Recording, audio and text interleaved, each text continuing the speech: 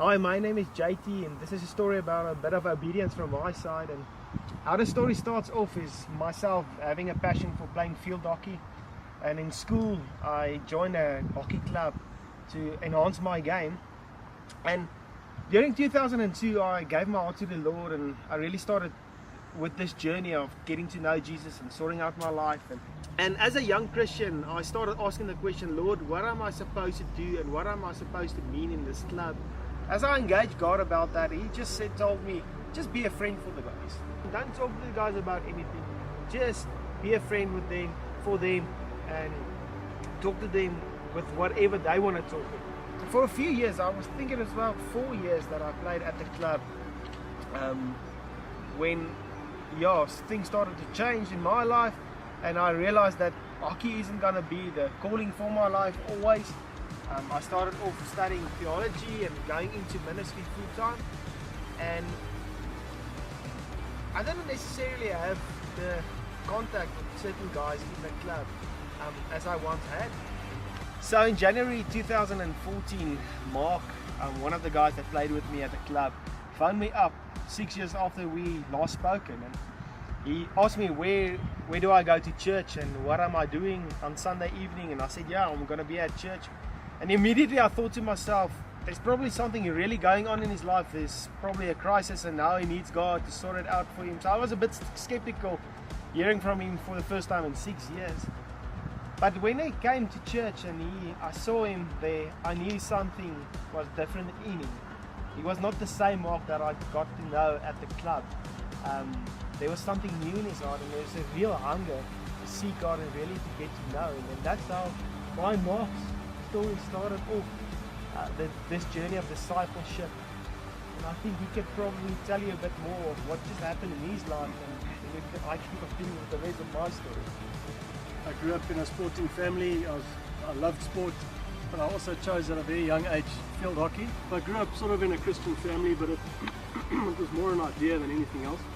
Many years later, exactly as JT had said, even my mother had noted for about the last 2-3 years, she said to me, one night sitting with her, she said to me, she can see that I'm searching for something, because I've been reading books on numerology, on Buddhism, on all sorts of things, and I was reading all these things trying to find answers, because I realized I had an empty spot in my heart, and I had to listen to it. And eventually a couple of things had happened, but ultimately it led to me giving JT a call about to go to visit him at his church. And I went there, and I was absolutely blown away. I had such a good time. I saw stuff that I was not used to seeing, having grown up in a very conservative family. I think it was probably 6 months after meeting JT again, after 6 years of not seeing him, where I actually heard his story, where he and I were playing hockey together, where he told me he didn't actually know why he was there. He actually didn't really want to be at that club because he felt he doesn't really belong here as a Christian. This is not a place for him. I was very surprised to hear how awkward he actually felt at times at our club, because I'd never picked up on it. And as he explained his story to me, saying that it was obedience from him, where God had said to him, just stay there with the guys, just be friends to the guys. As he was saying that to me, I suddenly started realizing it's amazing how God works.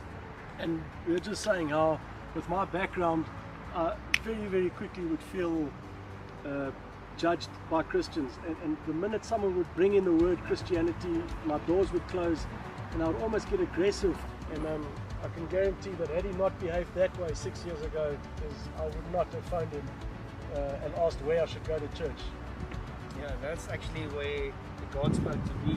Something that I thought was really insignificant, just being a friend, just being a guy at a hockey club, playing with the guys, and just joining them with whatever they did. God used it in such a powerful way.